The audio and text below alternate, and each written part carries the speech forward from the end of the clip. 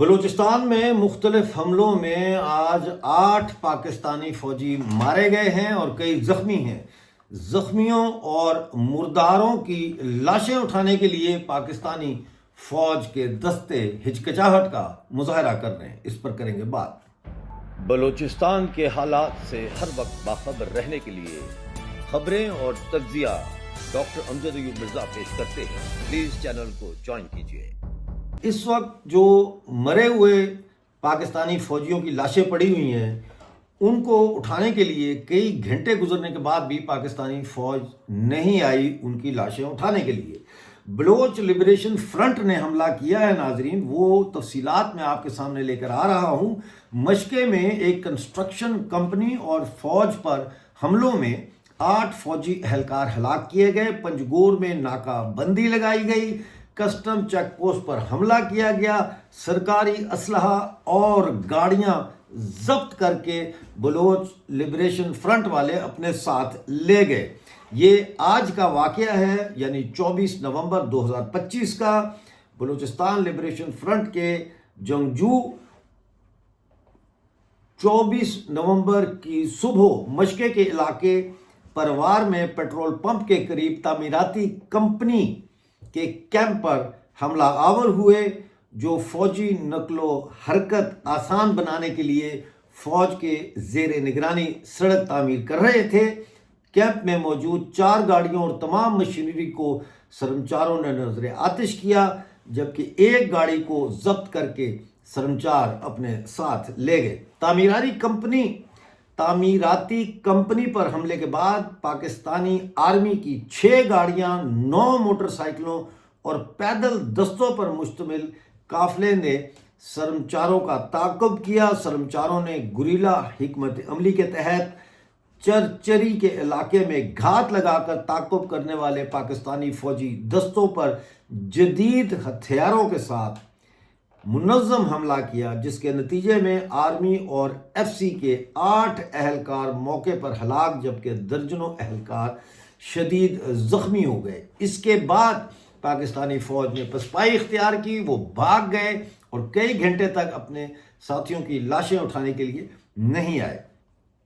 ایک اور کارروائی میں بلوچ لبریشن فرنٹ کے سرمچاروں نے پنجگور کے علاقے وشبود میں شاہراہ پر ناکہ بندی کر کے گاڑیوں کی تلاشی لی، جبکہ سرمچاروں کے ایک دوسرے دستے نے وشبود کسٹم چیک پوسٹ پر حملہ کیا اور اہلکاروں کو گرفتار کر لیا اور ان سے ان کا سرکاری اسلحہ اور دیگر فوجی ساز و سامان اور 3 سرکاری گاڑیاں قبضے میں لے کر ضبط کر لیں، لیکن بعد میں انسانیت کی بنیاد پر کسٹم اہلکاروں کو انہوں نے رہا کر دیا۔ بلوچستان لبریشن فرنٹ مشقے میں تعمیری کمپنی اور پاکستانی فوج پر حملوں میں آرمی اور ایف سی کے 8 اہلکار اور متعدد اہلکاروں کو ہلاک اور متعدد اہلکاروں کو زخمی کرنے، پنجگور میں شاہراہ پر ناکہ بندی اور کسٹم سے سرکاری اسلحہ اور گاڑیاں ضبط کرنے کی ذمہ داری بلوچستان لبریشن فرنٹ نے قبول کر لی ہے۔ یہ ان کی سٹیٹمنٹ آئی ہے میجر گوہرام بلوچ کے دستخط کے ساتھ، اور یہ ایک بڑا واقعہ آج ہوا ہے 24 نومبر کو صبح۔ زمران میں ناظرین بڑا فوجی آپریشن شروع کیا جا رہا ہے، اور زمران میں بھی بلوچ سرمچاروں کے بارے میں یہ کہا جاتا ہے کہ وہ زمران کے اوپر جو فوجی آپریشن ہونے جا رہا ہے اس کے خلاف بھرپور تیاری کر رہے ہیں۔ بلوچستان میں اس وقت بہت زیادہ جسے کہتے ہیں ٹینشن چل رہی ہے۔ جعفر ایکسپریس جو ہے کوئٹہ سے پشاور جا رہی تھی، اس پر مچھ اور آب گم کے درمیان، آب گم کا ریلوے اسٹیشن، اس کے درمیان نامعلوم افراد نے فائرنگ کی ہے، جس کے بعد وہ ٹرین روکی گئی ہے۔ اس کے ساتھ ساتھ جو مینگل صاحب ہیں، اختر جان مینگل صاحب، ان کا بیان آیا ہے، انہوں نے کہا ہے کہ پاکستان کی رٹ بلوچستان میں صرف زرگون روڈ کوئٹہ تک محدود ہو کر رہ گئی ہے۔ یہ صورتحال ناظرین چل رہی ہے، حملوں میں بڑی شدت دیکھنے میں آ رہی ہے، اور اس کے ساتھ ساتھ جیسا کہ آپ جانتے ہیں کہ بھارتی وزیر جو دفاع ہیں راجناتھ سنگھ، انہوں نے بیان دیا تھا کل کہ سندھ بھی ایک دن بھارت میں شامل ہو جائے گا۔ لگتا یہی ہے کہ پاکستان کو جو ہے وہ بکھرتا ہوا دیکھ کر اپنے اپنے علاقے جو ہے وہ مختلف ہمسایہ ممالک واپس حاصل کرنا چاہتے ہیں۔ ان کی اس اسٹیٹمنٹ کو بہت ویلکم کیا ہے سندھیوں نے۔ بتایا جاتا ہے کہ کل سندھ میں ایک جشن کا سماں تھا اور تمام مندروں میں باقاعدہ دیے بھی جلائے گئے، اور سندھ دیش ریولوشنری آرمی کے جو کمانڈر ان چیف ہیں سید اصغر شاہ، انہوں نے بیان بھی دیا ہے جس میں انہوں نے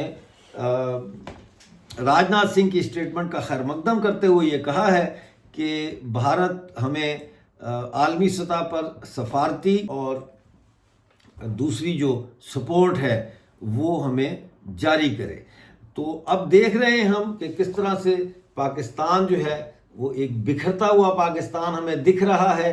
ایک طرف خیبر پختونخوا جو ہے وہاں پر پاکستان کی رٹ تقریباً ختم ہی ہو چکی ہے، مختلف علاقوں میں تحریک طالبان پاکستان اور جماعت الاحرار جو ہے ان کا کنٹرول ہے۔ اس کے ساتھ ساتھ ہم دیکھ رہے ہیں کہ کس طرح سے آج پشاور میں جو بم دھماکہ ہوا، سوئسائڈ بم دھماکہ، اس میں اب یہ بتایا جا رہا ہے کہ 4 لوگ اس میں شامل تھے۔ ایک نے دھماکہ کیا اور باقی اندر گھسے اور فائرنگ کی۔ کہا جاتا ہے کہ 8 لوگ اس میں مارے گئے، جس میں 5 جو ہے وہ بتایا جا رہا ہے کہ FC کے لوگ تھے۔ صورتحال دن بدن جو ہے وہ پاکستان کے ہاتھ سے نکلتی جا رہی ہے۔ 4 دن پہلے حیدرآباد میں بلوچ ریپبلکن گارڈ نے پولیس پارٹی پر حملہ کر کے 2 پولیس والوں کو بھی ہلاک کیا تھا۔ اسی طرح سے کوئی بھی پاکستان کا ایسا اب کونا نہیں بچا جہاں پر سرمچار یا TTP اور دوسرے جو ہے یہ نشانے نہ باندھ رہے ہوں۔ لگتا یہ ہے کہ اب تمام ملیٹنٹ تنظیموں کے درمیان ایک ریس لگ گئی ہے، ایک مقابلہ شروع ہو گیا ہے کہ کون کہاں پر کتنا بڑا حملہ کرنے کی طاقت رکھتا ہے۔ اسی حوالے سے یہ خدشہ بھی ظاہر کیا جا رہا ہے کہ کراچی میں جو مزار قائد ہے محمد علی جناح کا جو مقبرہ ہے اس کو بھی اب نشانہ بنایا جا سکتا ہے۔ بات یہ ہے کہ پاکستان کے اندر جہاں جہاں بھی دھماکے ہو رہے ہیں یہ ان عمارتوں پہ دھماکے ہو رہے ہیں جو عمارتیں پاکستان کی ریاست کی نمائندگی کرتی ہیں۔ فرنٹیئر کانسٹیبلری کے ہیڈ کوارٹر پر جو آج حملہ ہوا ہے اس کے اندر ہی فرنٹیئر کانسٹیبلری کا کمانڈر، ڈپٹی کمانڈر کا دفتر ہے، اس کے اندر ہی رہائشی بھی ہیں، یہ رہتے بھی وہاں ہیں۔ تو اس جگہ پہ اس طرح کا حملہ کرنا، وہ بھی چھاؤنی کے اندر جا کے کنٹونمنٹ میں، جو کہ ہے ہی پاکستان آرمی کا علاقہ، یہ ایک بہت ہی جسے کہتے ہیں نا ڈیرنگ اٹیک تھا۔ تو دیکھتے ہیں آنے والے دنوں میں کیا ہوتا ہے۔ جیسے کوئی اپڈیٹ آئے گی لے کے آپ کی خدمت میں حاضر ہوں گا۔ اس وقت تک کے لیے مجھے اجازت دیجیے اور اپنا بہت سارا خیال رکھیے۔